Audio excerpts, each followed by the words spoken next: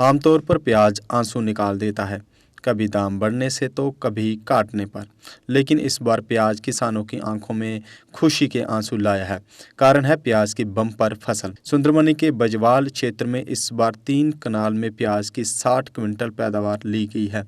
ये कमाल करने वाले युवा किसान सागर शर्मा ने बताया कि उसके बाप दादा भी खेती ही करते आए हैं, इसलिए उन्हें भी खेती का ज्ञान है। इतनी पैदावार लेने के लिए सबसे अहम बीज का चुनाव और इसे वक्त पर लगाना जरूरी होता है। सागर ने हाइब्रिड बीज से पनीरी तैयार की थी। वक्त पर इसमें बीमारियों की रोकथाम की गई, 2 बार निराई गुड़ाई की गई। ये सब इसी का नतीजा है। बम्पर पैदावार का और कोई तरीका नहीं है। वह बताते हैं कि जनवरी में प्याज की पनीरी की रोपाई की जाती है। इसके बाद फरवरी शुरू और अंत में 2 बार इसकी निराई गुड़ाई की जाती है। मई में इसको ज़मीन से निकाल लिया जाता है।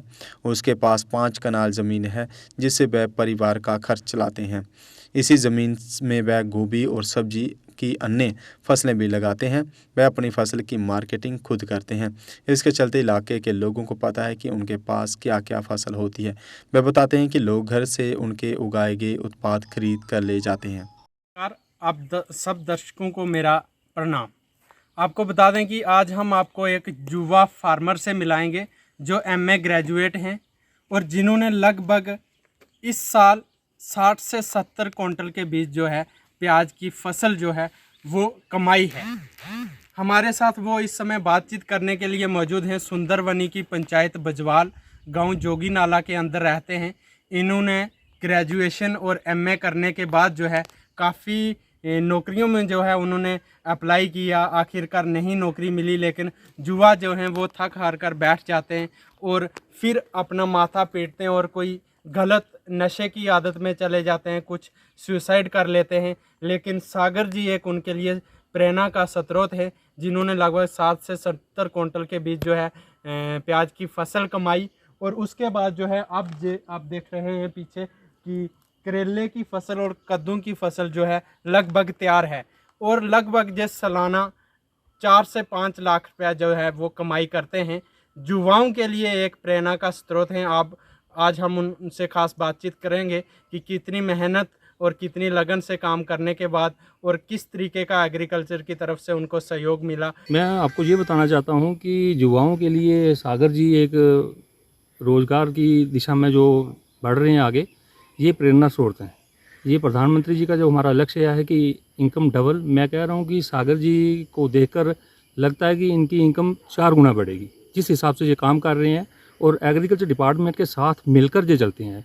उनके दिशा निर्देश ये अपनी सोइंग करते हैं, फसल को कब पानी देना है, कब फर्टिलाइज़र देना है, कब कीटनाशक का प्रयोग करना है, कब फसल को बीमारी लग रही है, ये पूरी तरह से डिपार्टमेंट के साथ रहते हैं।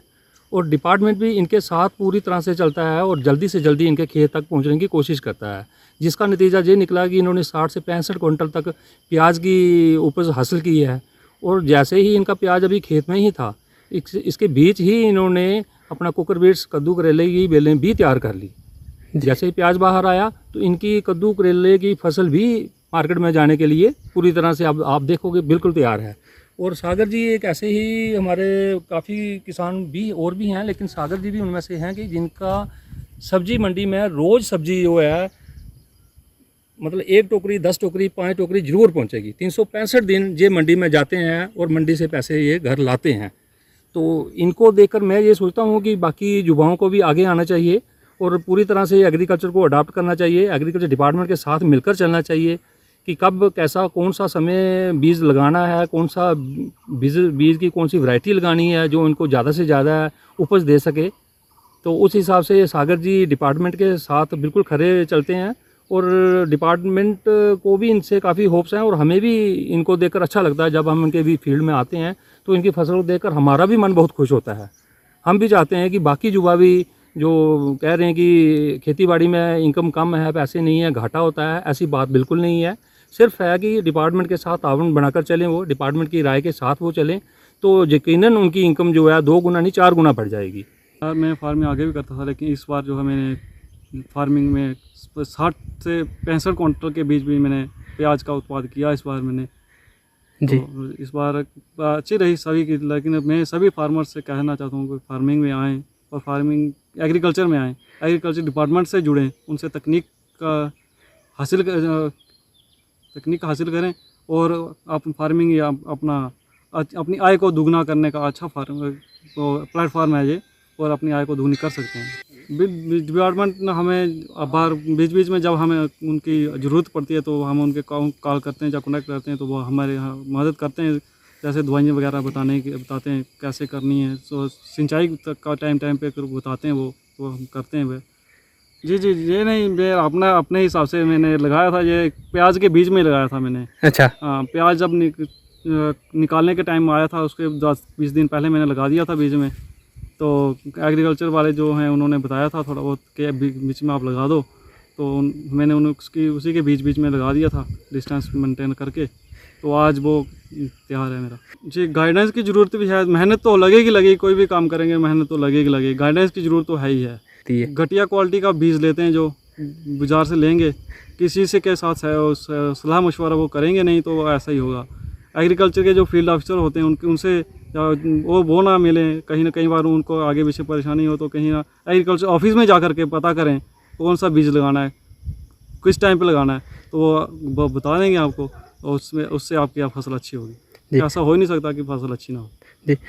युवाओं के लिए जो है ना, गांव में जो हैं उनके लिए समस्या ये है, मंकी जो है ना, बंदर, वो बहुत नुकसान करता है। जी बिल्कुल। उस वजह से जहाँ पे गांव के में जंगल के आसपास जो एरिया है वो फसल लगाना छोड़ दिया उन्होंने, क्योंकि बहुत बड़ा समस्या वो है जो बंदरों की है। जी उसके लिए अगर सरकार कोई झटका मशीन, वो कहते हैं कि क्या होगी सर, झटका मशीन, हाँ झटका मशीन की अगर कोई व्यवस्था हो तो वो हमें मिलती है अगर, तो उससे युवा अट्रैक्ट होगा इस साइड। जो सागर जी ने अभी जो बात की है कि मंकी अटैक तो हमारे इस एरिया में काफ़ी हद तक बढ़ गया है, लेकिन हम भी सोच रहे हैं कि कुछ ऐसी फसलें उगाई जाएं जो मंकी जिनको अटैक ना कर सके। जैसे मैं कहूँ तो अगर कुछ फ्रूट प्लांट हैं जिन पे मंकी अटैक कम करता है, जैसे सिट्रस के कुछ प्लांट्स हैं उस पर नहीं आता है। साथ में सोयाबीन की फसल है जो कि हमारे इस एरिया में काफ़ी अच्छी होती भी है, उसकी पैदावार बहुत अच्छी होती है, इसमें काम भी कम ही करना पड़ता है, कोई इतनी मेहनत वाला काम भी नहीं है, और मंकी भी सोयाबीन पे अटैक नहीं करते हैं। जी तो ऐसे कुछ हम एरिया चिन्हित करेंगे जहाँ पे मंकी अटैक ज़्यादा हैं, वहाँ पे हम लोगों को समझाने की कोशिश करेंगे कि वो ही फसलें उगाई जाएं जिन पे मंकी अटैक ना कर रहे हों। एक्साइड नियो अब आया है नए रंगों व फीचर्स के साथ। मजबूत बॉडी, शानदार डिजाइन, आरामदायक राइड और असाधारण खूबियों से लैस नए जमाने की इस ई रिक्शा में मिलेगा रियर व्यू मिरर जो LCD डिस्प्ले में बदल जाए और ड्राइवर को बिना सर घुमाए गाड़ी को बैक करने में मदद करे।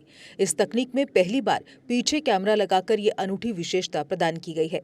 चमकदार व ज्यादा तेज इंडिकेटर, लंबे समय तक चलने वाली बैटरी, बेहद शानदार LCD इंस्ट्रूमेंटेशन पैनल, मनमोहक आवाज वाले speaker, FM system, flexible roof के बदले बहुत ही सख्त उच्च ग्रेड की मेटेलिक रूफ, इनबिल्ट चार्जर, नए सुरक्षित रिम और अधिक पावर की मोटर के साथ बेहतरीन सस्पेंशन जो दे झटकों से आराम। तो देर किस बात की, आज ही आएं और अपना Exide Neo E rickshaw book करवाएं। हमारा पता है Sai Om power system, last matador stop, Anand Nagar, Bohri, Jammu संभाग में। डीलर बनने के लिए संपर्क करें 0191 2554 360।